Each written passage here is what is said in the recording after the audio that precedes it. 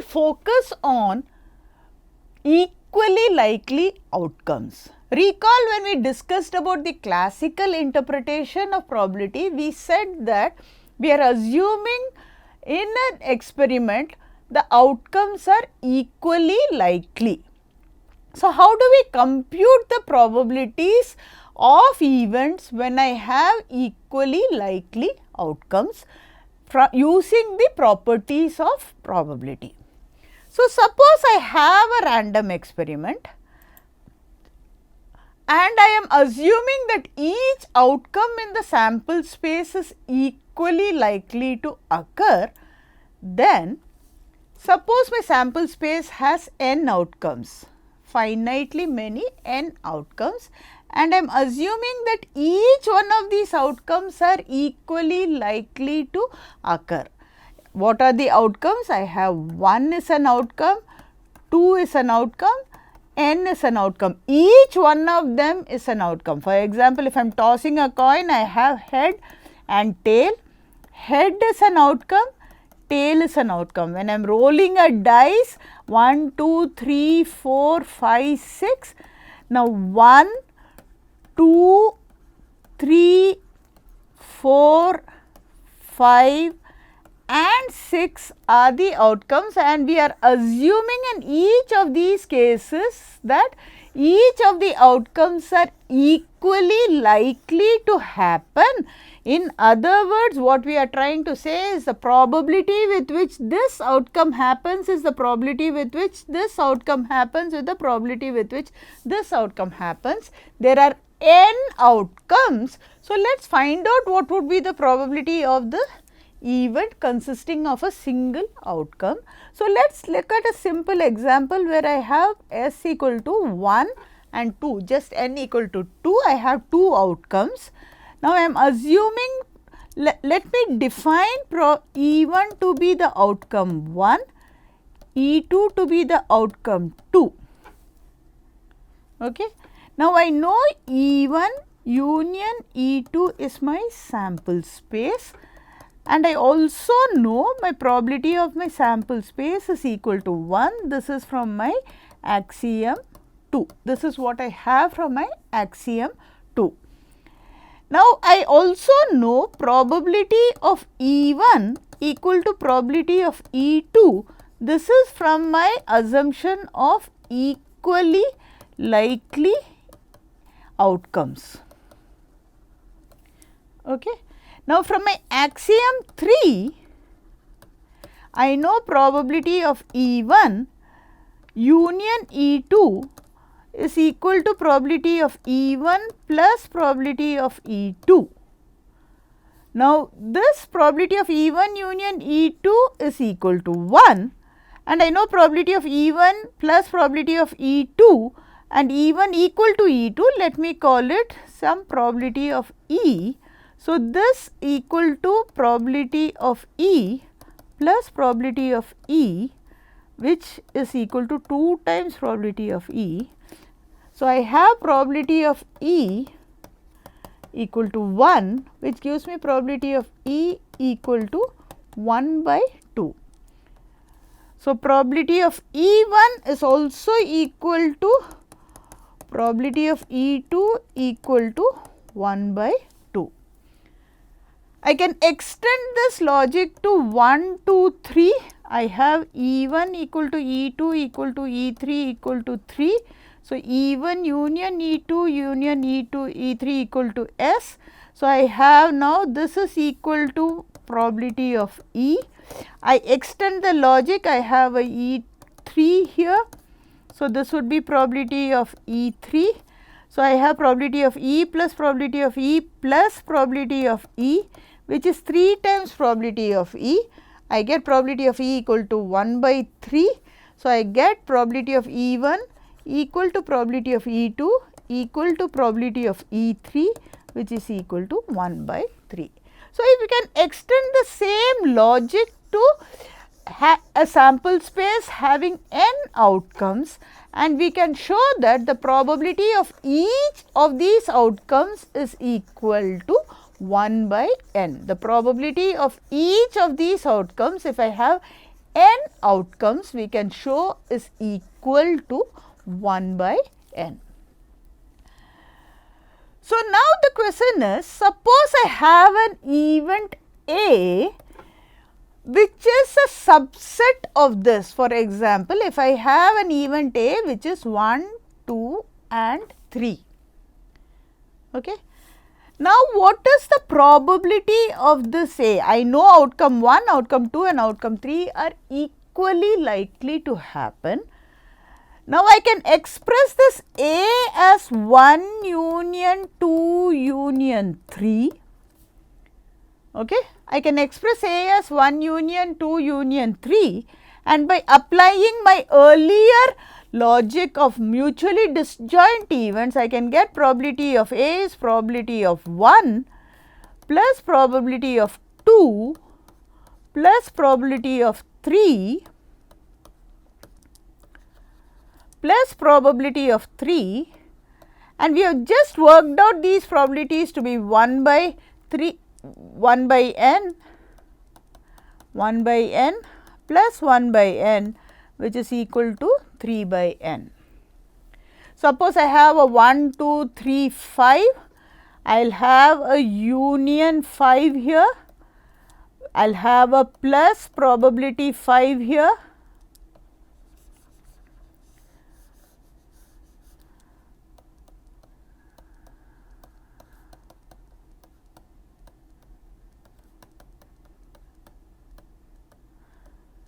I will have a plus probability 5 here, and I will have a 1 plus 1 by n here, which will give me 4 by n. So, if I have equally likely events, I can find out the probability of any event by applying the laws of probability, and what we can see is I can use the probabilities of probability to show that the probability of any event A is equal to the number of outcomes from S that are in A to the total number of outcomes which I give by n. This actually is what we refer to in the classical interpretation of probability, and hence if you recall, I said the assumption of equally likely events or equally likely outcomes is extremely important. Now, let us look at a few examples where my outcomes are equally likely in a day-to-day life. So, the first is I roll a fair dice. My sample space is 1, 2, 3, 4, 5. The minute I say fair, I assume it is unbiased, it is not loaded or it is not weighted dice. The chance I get any one of these outcomes is equal to the same. So, any one of these outcomes are equally likely to happen. So, I have an experiment wherein the outcomes are equally likely to happen. I can show that from our earlier, so my n equal to 6 in this case. So, I can show that from my earlier discussion, probability of 1 occurring equal to probability of 2 occurring, which is equal to the probability of 6 occurring, and all of them are same and equal to 1 by 6. So, if EI is the probability of an outcome I, probability of E1 equal to probability of E2, which is equal to the probability of E6, which is equal to 1 by 6. So, that is what we can see. Now, suppose I define the event that the outcome is odd. So, I know that the outcomes are 1, 3 and 5. Now, how do I find out the probability of this event A? From my expression, I find out how many. So, if you go back by my definition, if I have equally likely outcomes, probability of A is number of outcomes from S that are in A to the total number of outcomes. I just apply that logic. So, the number of outcomes from S, the number of outcomes in S that are in A are 1, 3 and 5, which is equal to 3, and the total number of outcomes is 6. giving me a probability of A is 1 by 2, which is also very evident that when I toss a die, the chance that I get an odd number is 50%. It makes a lot of sense. We have just got it from the properties which we have just defined, which is probability of A. I can get it from the definition, and I can verify that this is the same as probability of E1 plus probability of E3 plus probability of E5, which is 1 by 6, 1 by 6, 1 by 6, which is 1 by 2. This is from my axiom. I have expressed A to be E1 union E2 union E3, and I work out probability of A is 1 by 2. And this we have verified is the same as number of elements of A, which is 3, to total number of elements, which is 6, which is 1 by 2, and we can see that these two are the same. So, this let us look at another event which says that the outcome is greater than 4. So, I know the elements in B are greater than 4. So, this is 5 and 6. Again, I can express this as E5 union E6, probability of B equal to probability of E5 union E6, where E5 and E6 are again the outcome is 5 and 6. So, I get a 1 by 6 plus 1 by 6, which is the probability. So, I get this is 2 by 6, which is 1 by 3. I can also find out that as number of elements in B to total number, which is 2 by 6, which is again 1 by 3. Okay. So, now let us look at the third event, which says that it is either odd or greater than 4. So, now I have defined an event C, which is either a odd number or it is greater than 4. So, I know C can be expressed as A union B. A was the outcomes 1, 3, 5, B was the outcome 5 and 6. So, you can see that A union B are not disjoint. So, either odd and greater than 4, A union B are not mutually exclusive. I apply the additive rule of probability to get probability of C is probability of A union B, which is same as probability of A, which I have obtained here, which is 1 by 2 or 3 by 6, probability of B, which is 2 by 6. What is probability of A intersection B? So, what do I mean by A intersection B?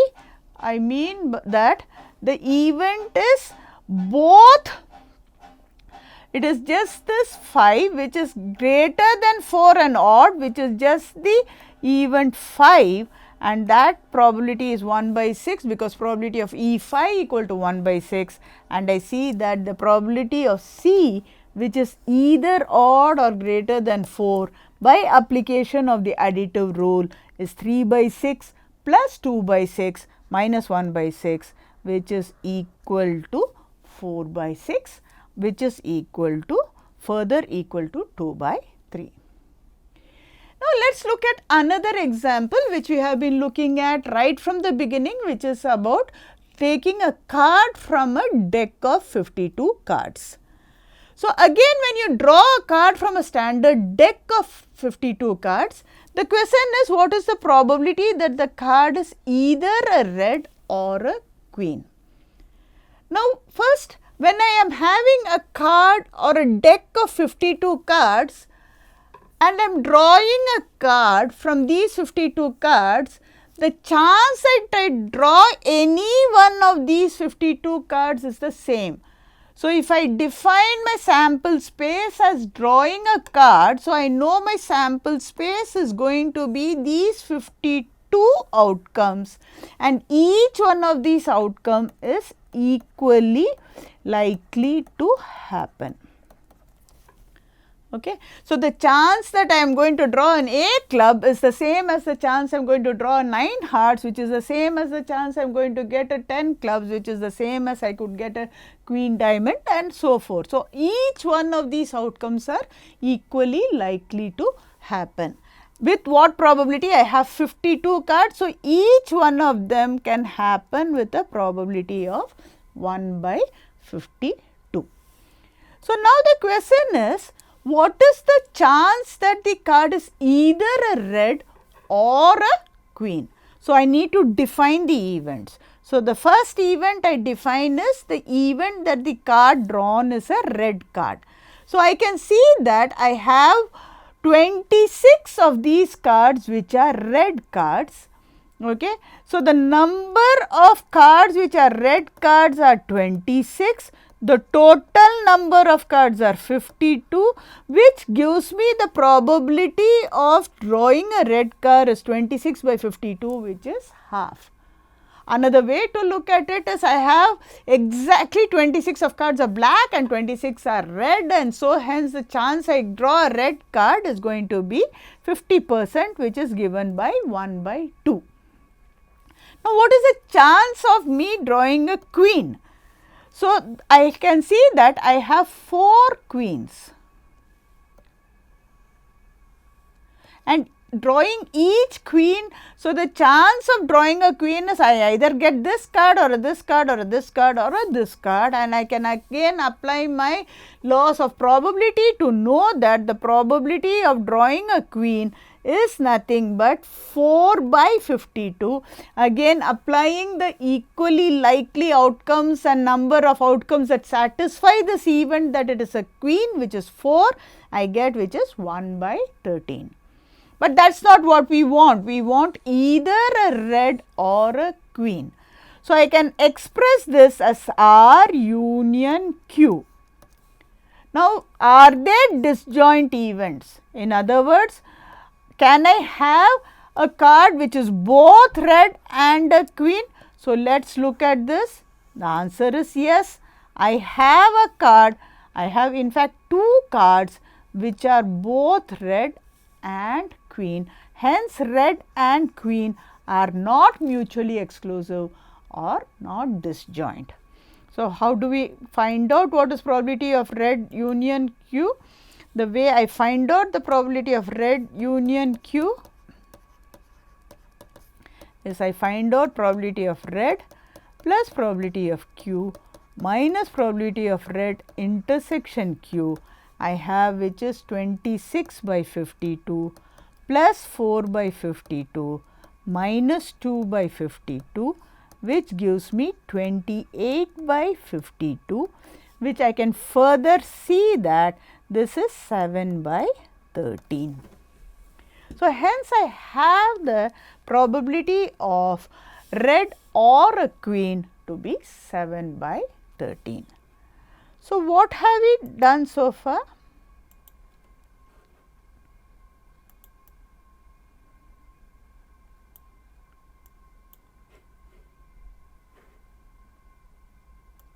So, I apply the addition rule, and after applying the addition rule, I get that probability of R union Q is 7 by 13. So, a quick summary of what we have done in this session. We first introduced the 3 interpretations of probability. We started with the classical.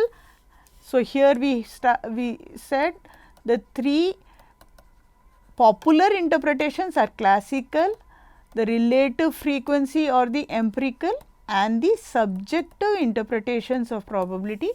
Then we introduce the probability axioms. By probability axioms, we have 3 main axioms. One is given an event from a sample space, probability of the event would be a number between 0 and 1, probability of the sample space equal to 1, and probability of the union of a sequence of events is equal to the sum of the probabilities of the events. These are the 3 axioms. Then we extended this axiom and or derived the probability of a union of any 2 events, not necessarily disjoint, to be probability of E1 plus probability of E2 minus probability of E1 intersection E2, and looked at applications of this addition rule of probability. We finally ended by how to compute the probability of an event when the outcomes of a experiment are equally likely when the outcomes of an experiment are equally likely to happen. So, the next thing which we are going to address is the notion of conditional probability.